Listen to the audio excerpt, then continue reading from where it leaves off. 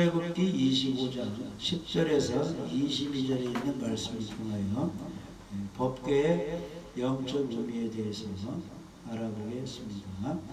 우리가 이제 성막을 통해서 하나님 만나는 순서를 알게 됩니다. 회막문에서 예수님을 믿고, 번제단에서 죄를 다 사함받고, 물두멍에서 말씀으로 내가 새롭게 되어서 성령 충만을 받고, 떡상에서 생명의 말씀 떡을 먹고, 등대에서 빛을 발하며, 분향전에서 기도하고, 휘장을 젖히고 들어가면 지성소 법궤가 있는데 거기에서 우리가 하나님을 만나게 되는 것입니다. 그래서 출애굽기 25장 22절에 보면은 지성소 법궤, 거기에서 내가 너와 만나고 속죄소 위 곧 증거궤 위에 있는 두 그룹 사이에서 내가 이스라엘 자손을 위하여 내게 명령할 모든 일을 내게 이르리라, 이렇게 말씀해 주셨습니다. 그러니까 중요한 것은 우리가 예수님 믿고 예배를 드리고 찬양하고 기도해서 하나님을 만나게 되는데, 하나님을 만나면 하나님께서 우리에게 너는 어떻게 살아야 된다, 이 말씀을 해주신다는 겁니다. 그러면 모세는, 대제사장 아론은 이 지성소 법궤에서 하나님 말씀을 듣고 밖으로 나와서 백성들에게 하나님이 이렇게 말씀하셨다 이렇게 전하면 아멘하고 그 말씀에 순종을 해야 되는 것입니다. 그래서 오늘날 우리 하나님께서는 예수님을 보내주셨고, 예수님은 십자가 지시고 부활하셨고 하늘로 올라가셨죠. 그러면서 예수님이 말씀하시기를, 너희 믿는 사람들은 만민에게 복음을 전파하라. 내가 너희를 사랑같이 너희도 서로 사랑하라. 믿는 사람들이여 항상 기뻐하라. 쉬지 말고 기도하라. 범사에 감사하라. 이게 믿는 사람에게 향하신 하나님의 뜻이다, 이렇게 말씀해 주시고 있습니다. 반란이 있고 적그리스도 거짓 선지자들이 연합해서 하나님을 대적하고 믿는 사람을 잡아다 가두고 죽이는데, 그때 끝까지 충성하며 믿음을 지키는 사람은 재림 예수님을 맞이할 수가 있다, 이렇게 말씀하시면 우리는 그대로 아멘하고 순종하는 겁니다. 안식일을 기억하여 거룩히 지키라 하면은 주일 예배를 잘 우리가 지키는 것입니다. 그래서 하나님은 우리가 천국 갈 때까지 무엇을 주셔서, 생명의 말씀을 주셔서 우리를 인도해 주시고 보호해 주시고 가르쳐 주시는 겁니다. 그래서 교회 다니는 사람은 말씀을 잘 배우고 말씀을 지키고 말씀을 잘 다른 사람들에게 가르쳐 줘야 됩니다. 자, 첫째로 따라서 봐요. 법궤는 하나님을 만나는 장소이다. 지성소 법궤는 바로 하나님 만나는 장소입니다. 그래서 여호와께서 이스라엘의 지도자인 모세에게 말씀하셨습니다. 출애굽기 25장 22절에 거기서 내가 너와 만나고 증거궤 위 속죄소 그 두 그룹 사이에서 너와 만나고 내가 이스라엘 자손을 위하여 내게 명령할 모든 일을 내게 이르리라. 하나님의 말씀을 주의 종들은 잘 받아서 누구에게 전해줘야 돼요? 양들에게 꿀을 먹이듯이 생명의 말씀을 잘 전해줬어요.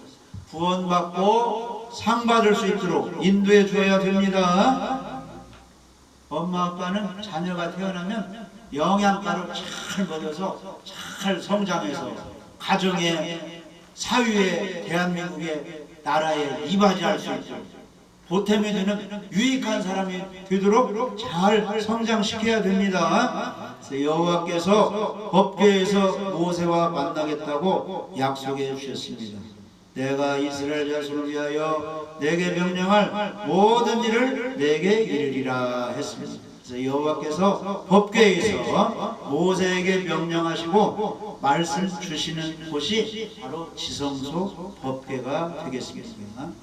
그래서 모세는 성막을 만든 후에는 이제 하나님의 음성을 듣기 위하여 저 높은 산에 올라갈 필요가 없습니다.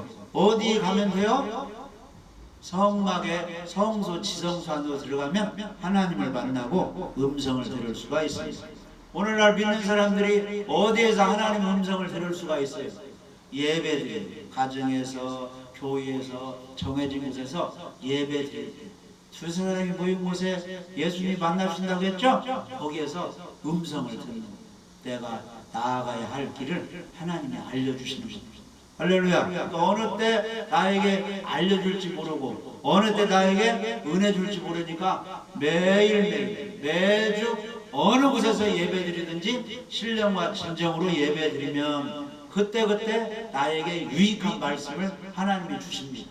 세미나를 통해서, 어디 강연을 통해서, 주일 예배를 통해서, 수요 예배를 통해서, 가정 예배를 통해서 꼭 필요한 것을 하나님이 꼭 나에게 주셔요. 그래서 건강도 얻고 위로도 받고 내가 어떻게 해야 할 길을 하나님이 알려주시는 겁니다. 그래서 말씀 듣기 위해서는 성전에 가야 되고 예배드려야 되고 성경을 가까이 하고 기도하면 주님이 나에게 사인을 보내주시는 겁니다. 그래서 성막에서 짐승 잡고 또 물두멍에서 씻고 또 제사장이 예복을 갈아입고 성막에 들어가서 예식을 다 행하면 하나님이 무엇을 주셔요? 말씀을 주셨어요.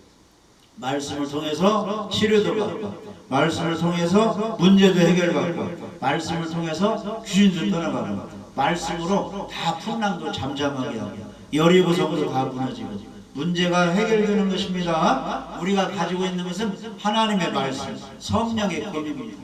무기가 있어야 돼요. 그러니까 이단과 싸워 이기려면 뭐가 있어야 돼요? 성령의 검, 생명의 말씀, 하나님의 말씀을 가지고 있어야 이단과도 싸워 이길 수가 있어요. 그래서 말씀이 없으면 그냥 지는 겁니다. 따라서 봐요. 아는 것이 힘이다. 아는 것이 힘이다. 성경 말씀 알고 예수님을 아는 사람이 능력이고 힘입니다. 그래서 우리는 복음을 깨달아야 돼요. 예수님이 죽으시고 부활해서 믿는 사람 무엇을 해결해 주셨다? 과거의 이제 미래의 영원한 속죄. 영원한 죄를 사해줬다. 이 믿음 가지면 하나님의 자녀가 되고 죄가 용서되고 성령을 보내줘서 악과 죄와 싸워 이길 수 있는 능력을 주시는 겁니다. 할렐루야. 그래서 이제부터는 모세가 저 산에 올라가지 않아도 성막 지성소 법궤에 가면 하나님을 만나고 거기서 말씀을 들을 수가 있습니다. 그래서 이 법궤는 구약에서는 하나님을 상징합니다. 신약시대에는 우리 예수님을 상징하고 있습니다. 그래서 법궤에서 하나님 만난 것처럼 우리는 예수님을 통해서 중보자 예수님을 통해서 하나님을 만나게 되고 천국에 갈 수 있고 기도가 예수님의 이름으로 하나님께 올라갈 수 있습니다. 모든 것은 예수님을 통해야 되는 것입니다. 사도행전 4장 12절에 온 천하의 구원자 이름은 누구밖에 없다. 예수님 이름 한 분밖에 없다는 거예요. 그래서 이 한 분을 확 붙들으면 모든 문제를 해결할 수가 있습니다. 그래서 출애굽기 25장 8절에는 내가 그들 중에 거할 성소를 그들이 나를 위해 지어야 된다. 그랬습니다. 성소는 바로 하나님이 거하시는 장소. 우리를 만나주시는 겁니다. 그래서 이스라엘 백성이 여러 가지 생활 속에 잘못하면은 율법을 어기면 죄는 죽거든요. 죄값은 사망이에요. 생명을 얻기 위해서는 어디로 와야 돼요? 재물을 가지고 성막문을 통과해서 번제단에서 짐승을 잡아 피의 제사를 드려야 용서를 받게 되는 것입니다. 오늘날엔 우리가 허물과 여러 가지 어려움이 있을 때, 지옥 갈 그런 상황이 있을 때 누구를 붙들어야? 십자가에 죽으시고 부활하신 예수님 붙들어야 살 길이 생기는 겁니다. 여러 가지 어려움 당할 때 예수님 이름을 붙들고 예배드리면 다 살 길이 생기는 겁니다. 그래서 야곱 가족이 저 세겜 땅에서 여러 가지 어려움을 당했을 때 하나님께서 살 길을 마련해 주시는데, 야곱아 저 베델에 올라가서 내가 서원한 것처럼 하나님께 제사를 드리라. 그러니까 야곱이 다 우리가 여기서는 죽게 되었다 실수해가지고 다른 나라 사람들이 다른 민족들을 죽이려고 한다. 야 우리 다 정리해서 우리는 나그네 인생이니까 저리 가자 하는데 어디로 가야 돼? 하나님이 지시한 하나님의 집이 있는 베델로 가자. 거기서 내가 어려움 당할 때 하나님이 나를 도와주시고 만나주는데 거기서 우리가 제사를 드리자 해서 베델로 올라가서 제사를 드렸습니다. 하나님의 도와줘서 죽음의 위로부터 벗어나게 되었습니다. 우리 믿는 사람들이 여러 가지 어려움이 있을 때 법궤에서 만난 것처럼 하나님께 나와 예배 드릴 때 제사를 잘 드릴 때 하나님을 만나서 위기에서 우리가 벗어날 수가 있습니다. 법궤 안에는 십계명 돌판이 들어 있습니다. 이 십계명은 하나님의 명령이요 언약의 말씀입니다. 그래서 신약 시대에는 말씀이 육신이 되신 우리 예수님을 믿으면 우리가 하나님을 만날 수가 있습니다. 그래서 구약 시대에는 말씀이 담긴 법궤가 이스라엘 백성들에게 말씀해 주시고 만나준 것처럼 신약 시대에는 말씀이 육신이 된 우리 예수님을 믿으면 예수님이 우리를 만나주시고 예수님을 믿게 되면은 예수님이 함께 하시는데 예수님이 하나님이시기 때문에 우리가 하나님을 만나게 되는 것입니다. 그래서 구약시대의 법궤는 예수님의 모형이요 그림자가 되는 것입니다. 그래서 구약시대에는 제사 지내서 지성소 가서 하나님을 만났는데 신약시대에는 뭐예요? 법궤의 모형 그림자인 예수님이 오셨기 때문에 이제 예수님 믿는 사람은 구약시대쯤 그렇게 제사 지낼 필요가 없습니다. 첫것 구약 제사는 다 폐해주고 이제 둘째 예수님 모시고 신령과 진정으로 예배드리고 모든 것은 예수님을 통해서 하나님을 향하여 우리가 나아가게 되는 것입니다. 두 번째 한번 따라서 봐요. 법궤는 하나님 중심의 삶을 살게 합니다. 그래서 이스라엘 백성은 신정 통치 국가입니다. 그래서 하나님께서 다스리시고 보호하시는 나라가 바로 이스라엘. 그런데 모든 이방 나라는 우상 섬기며 자기들 마음대로 왕을 세우고 살았는데 이스라엘만큼은 하나님이 다스리고 선지자를 통해서 제사장을 통해서 이렇게 관리를 해 주셨습니다. 그래서 하나님의 통치를 받는 게 신정 통치입니다. 우리는 이 땅에 살지만은 누구 지시를 받는 거예요? 사단의 지시를 받는 게 아니고 우리 하나님의 지시, 말씀을 따라 살아가는 겁니다. 그래서 율법대로 살아가고 안식일을 지키며 살아가며 하나님께 제사 드리며 그렇게 살고 11조를 드리며 이스라엘 백성이 그렇게 살아갔습니다. 그래서 제사 드리며 사는 것은 구별된 거룩한 이스라엘 백성인 것을 하나님이 이제 상징으로 보여주는 것입니다. 그래서 성막 중심으로 사는 것은 하나님 중심으로 살았다는 그런 내용입니다. 그래서 성막에 보면은 이제 이스라엘 백성이 한 광야에서 한 200만 가량이 이렇게 이제 살게 되었는데 동서남북으로 세 지파씩 이제 천막을 치고 이렇게 생활을 했는데 그 중앙에 뭐가 있어요? 성막이 있습니다. 그리고 이 지성소 위에 낮에는 구름기둥, 밤에는 불기둥이 항상 이렇게 임해 있어요. 낮에는 구름기둥이 성막 위에 임해 있고 밤에는 불기둥이 임해 있어요.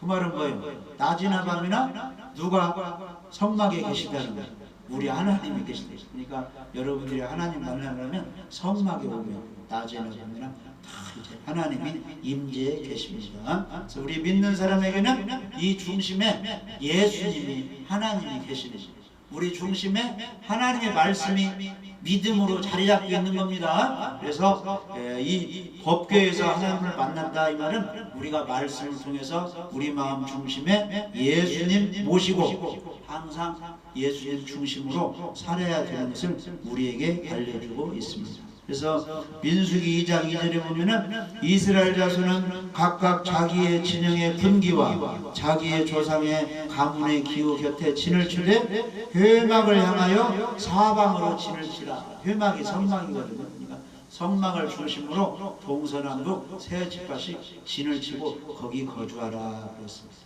그리 거주하다가 구름 기둥이 둥둥 떠올라서 이동을 하면은 야 이스라엘 백성이여 이제 저 구름 기둥을 따라가자 해가지고 모세가 지시를 하면은 다 이제 천막을 다 이제 걷는 거예요. 거두고 장비 거두고 다 이제 순서대로 해서 무엇을 따라가는 거예요? 구름기둥을 따라가면 이제 구름기둥이 이 전주 땅에서 이제 저 모악산 쪽으로 인도하면 그리 다 이제 행군해서 따라가는 거예요. 뭘 따라가요? 구름기둥. 밤에도 행군할 때 불기둥이 또 인도하고. 그러니까 우리는 천국 갈 때까지 누구만 따라가야 돼요?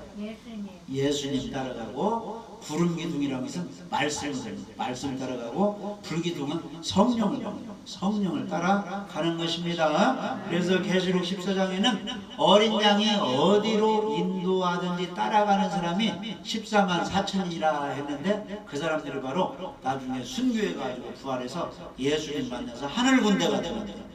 우리가 그런 영적 군대가 되어야 되겠죠? 그러려면 십자가 예수님 말씀만 따라가라. 할렐루야. 성령의 인도만 받아야 됩니다. 그래서 법궤는 하나님 중심의 삶을 상징해 주고 있는데, 오늘날 우리들은 말씀이신 예수님이 교회 안에 계시죠? 교회 중심, 말씀 중심, 가정 중심, 직장 중심, 학교 중심, 자기 일터 생활 중심으로 잘 살아야 되는 것을 가르칩니다. 그래서 우리 믿는 사람은 직장에 있든지 해외에 나가든지 여행을 하든지 무엇을 하든지 누구를 생각하며 하나님을 생각하며 예수님을 생각하며 살아가야 되는 것입니다. 그래서 성막의 중심은 법궤에서 하나님이 만나주십니다. 세 번째, 법궤에는 축복권이 있고 저주권이 있습니다. 하나님을 잘 보시면 복을 받고, 하나님을 거역하면 징계, 저주를 받습니다. 법궤를 잘 보시고 잘 제사 드리고 법궤에서 잘 하나님 만나면 복을 받고, 잘못하면 저주를 받게 되어 있습니다. 그래서 축복과 저주는 하나님만이 하실 수 있는 것입니다. 하나님은 복의 근원이 되십니다. 시편 121편에 나의 도움은 어디서 오느냐? 천지를 지으신 하나님에게서 온다고 말씀해 주셨습니다. 그래서 신명기 30장에 보면은 야, 내 앞에 생명과 복과 사망과 저주를 두었으니 선택하라는 거예요. 아멘? 예수님 모셔서 선택하라는 거예요. 예수님을 믿을 것인가, 도적 마귀를 따를 것인가, 죄에 머물 것인가, 복음을 통해서 죄를 용서받을 것인가, 선택하라는 거예요. 길은 두 길뿐이 없습니다. 따라서 봐요. 넓은 길, 좁은 길, 사망길, 생명의 길, 두 길밖에 없습니다. 안식일을 지켜 복을 받을 것인가, 내 마음대로 살아서 저주를 받을 것인가, 길은 두 길밖에 없어요. 그래서 법궤를 잘 섬기고 법궤를 따르면 거기에서 복을 받고, 하나님의 법을 무시하고 내 마음대로 범죄하면 저주를 받게 되는 것입니다. 자, 이스라엘 백성 역사를 보면은 법궤가 이제 블레셋과 전투에서 빼앗겨 버렸습니다. 그러니까 블레셋 사람들이 하나님의 법궤를 가지고 어디다 두었느냐? 자기들이 믿는 다곤 신전에 법궤를 딱 두었어요. 이튿날 가보니까 다곤 신이 자빠져 있는 거예요. 엎어져 있는 거예요. 그래서 다시 세워놨어요. 이튿날 가보니까 하나님의 법궤는 그대로 있고 다곤 신 그것이 넘어져가지고 모가지 손이 다 잘라졌다. 나둥그러진 거예요. 그러니까 야, 이 하나님의 법궤를, 이스라엘 법궤를 여기다 놓으면 안 되겠다. 피해가 되니까 다른 지역으로 옮기자 해서 아스돗 이런 데 옮기니까 아스돗 지방 사람들이 병들어 죽게 되니까 다른 거로 옮기니까 또 거기가 병들어 죽게 되니까 야, 이 하나님의 이 법궤는 이스라엘로 다시 본국으로 돌려보내야 되겠다 해가지고 소에 이렇게 법궤를 싣고 이스라엘로 보내버렸어요. 그러니까 이 하나님의 법궤, 하나님을 무시하고 우상 섬기는 그곳에 이렇게 데려다 놓으면 우상 섬기는 사람이 큰 피해를 보는 것입니다. 그러니까 어떤 이제 사람이 처음으로 예수님 믿으면 마귀들이 예수님 못 믿게 그냥 해코자를 하는 거예요. 그 집에 어려움이 있습니다. 그러면 그 집에 어려움이 있으니까 아유, 하나님 신을 섬겼더니 어려움이 없다고 우리는 교회 안 다녀야 되겠다. 그래서 마귀 시험에 빠져가지고 교회 조금 다니다가 막 누가 아프고 어려움 당하니까 중단하는 경우도 많이 있습니다. 근데 성경은 그런 시험을 이겨야 하나님의 복을 받고 구원을 받을 수가 있어요.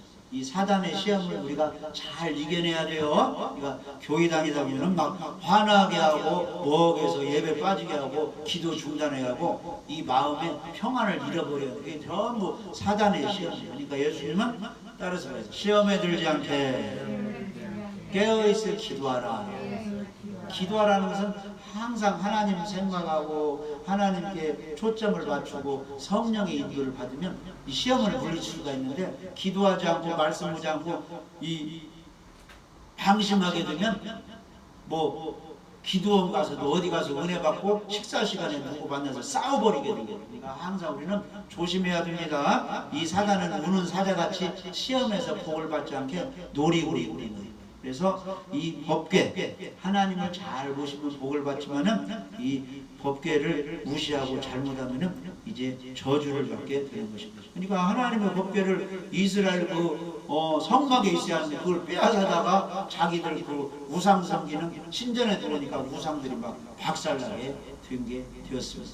그리고 이 법궤를 이제 소가 이렇게 싣고 가는데 길이 울퉁불퉁하니까 법궤가 덜커덩 뛰게 되었어요. 그러니까 우살한 사람이 아유 법궤 떨어지게 돼가지고 이 법궤를 잡았거든요. 근데 이 하나님의 법궤는 이 고리, 금고리 만들어서 이 궤를 이제 채를 빼가지고 메고 가야 돼요. 귀하니까 메고 가야 돼요. 귀한 손자들 어떻게 할아버지들 너무 귀여우면 이 어깨에 이렇게 매는 거죠? 보듬어줘. 근데 하나님의 뼈 뛴다고 우살한 사람이 그냥 경솔하게 손으로 덜컥 잡아가지고 하나님이 우살을 치니까 그 자리에서 그냥 즉시 죽어버렸어요. 아멘? 그러니까 하나님이 말씀하신 대로 잘 믿고 우리가 순종을 해야 되는 겁니다. 예배 드릴 때 권성으로 드리라는 거요, 장난으로 드리라는 거요, 신령과 정성, 진정으로 드리라고 했어요. 6일 동안 성경 말씀을 믿고 말씀대로 살면서 제7일에 정성껏 성령 충만한 가운데 예배를 드리랍니다. 아멘? 그러니까 옛날에 교회 오면 옛날 목사님들이 뭘 가르쳤어요? 회개 먼저 시켰죠? 회개하고 깨끗한 마음으로 가르쳐요. 그러니까 나가서는 또 주시고 와서는 또 그냥 대충 예배드리고, 이건 하나님이 안 받으시는 제사. 그러니까 받으시는 제사, 안 받으시는 제사가 있어요. 가인의 제사는 안 받았죠? 아벨의 정성스러운 제사는 받으시고. 그러니까 우리 예배가 하나님께 올라가도록 정성을 기울여서 예배를 드려야 됩니다. 그래서 법궤를 경솔히 다룬 우사는 죽임 당했지만은 다윗이 이걸 보고 야, 이 하나님의 궤를 함부로 대해서는 안 되겠다 해서 이 법궤 만지고 우사가 죽어버리니까 다윗이 자기 그 있는 곳으로 법궤를 옮기려고 했는데 주저주저했어요. 무서워했어요. 그래서 당분간 누가 맡았느냐? 따라서 봐요. 오벤에돔 집에서 법궤를 3개월 좀 이렇게 보관을 했어요. 근데 하나님이 그 성경에 보면은 역대상 13장 14절 여기 한번 읽어봅시다. 오벤에돔이 이제 다른 사람이 꺼려하는 법궤를 잘 자기 집에 깨끗이 하고 모셨습니다. 역대상 13장 14절. 하나님의 궤가 오벳에돔의 집에서 그의 가족과 함께 석 달을 있으니라. 여호와께서 오벳에돔의 집과 그의 모든 소유에 복을 내리셨더라. 아멘. 블레셋 사람은 귀신을 섬기면서 하나님의 법궤를 신전에 갖다 놨다 피해를 봤죠. 근데 오벤에돔은 이스라엘 사람으로서 하나님을 섬기는 사람입니다. 그래서 당분간 법궤 보관할 데가 없으니까 자기 집에 석 달 동안 잘 모셔놓은 거예요. 그러니까 하나님이 어떻게 했어요? 여호와께서 오벤에돔의 집과 그의 모든 소유에 가축들 재산에 복을 내려 주셨다. 오늘날도 안 믿는 사람은 예수님을 무시하잖아요. 성경 말씀 무시하죠? 예배 드리는 거, 찬양하는 거, 기도하는 거 무시하죠? 능력이 없으니까 저 사람들이 모여서 경고차 달라고 문제 해결 달라고 저렇게 한다고. 돈도 없으니까 무시하고 있습니다. 그런데 우리 믿는 사람에게 가장 큰 능력은 뭐예요? 우리 예수님의 십자가와 부활입니다. 복음이 엄청난 능력이 드는 겁니다. 우리 마음속에 예수님 모시고 가정에서 교회에서 찬양하며 기도하며 성경 말씀 들으며 읽으며 예배드리며 거기에 두 사람이 모임에서 누가 계세요?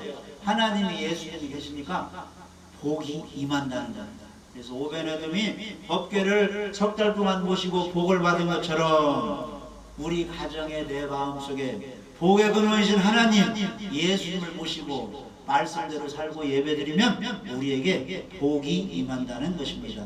그래서 이 법궤는 하나님의 복을 가져다 주고 법궤를 잘못 모시면 또 저주를 받게 되는 것입니다. 그 다음에 네 번째, 이 법궤는 예수님과 공통점이 있어요. 먼저는 법궤는 어떻게 만들어졌느냐? 사람이 생각해서 만드는 게 아니고 하나님의 모세를 통해서 이렇게 길이는 얼마, 세로는 얼마, 높이는 얼마, 나무는 조각목으로 금을 싸서 이렇게 만들어라 계시에서 법궤가 만들어졌습니다.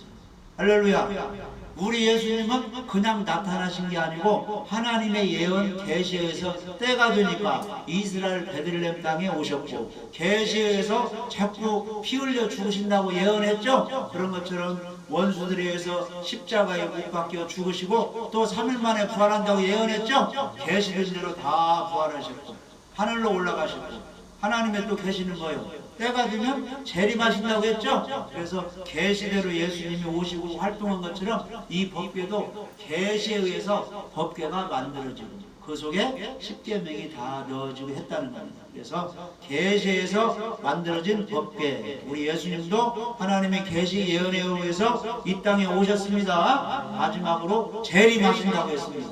휴거가 있습니다. 부활이 있습니다. 전부 계시 예언이 있습니다. 그것이 반드시 성취되는 것입니다. 그래서 계시대로 법궤가 만들어졌고 우리 예수님도 계시 예언대로 오셨고 다시 오실 겁니다. 그 다음에 법궤에는 기름을 발라서 거룩하게 했습니다. 출애굽기 40장 9절에 보면은 이 성막의 모든 기구 그것은 전부 거룩한 기름 을 가져다가 성막과 그 안에 있는 모든 것을 발라서 거룩하게 구별을 시켰습니다. 이 관유는 이제 그 예식용 기름을 가리키는데 바로 오늘날 우리들이 하나님 이럴 때는 무엇을 받아야 돼요? 예수님 믿고 성령의 기름을 충만히 받아야 주의 일을 할 수 있습니다. 계명 지키는 거, 봉사하는 거, 전도하는 거 전부 성령 충만한 가운데 진행이 되고 우리 예수님이 이 땅에 오셔서 전도하시고 가르치시고 모든 사역하는 것도 주의 성령의 기름을 받아서 하셨습니다. 그래서 기름을 발라 거룩히 구별해서 사역을 하고 또 법궤도 기름을 발라 거룩히 구별했다는 것이 예수님과 공통점입니다. 누가복음 4장 18절 읽어보시죠.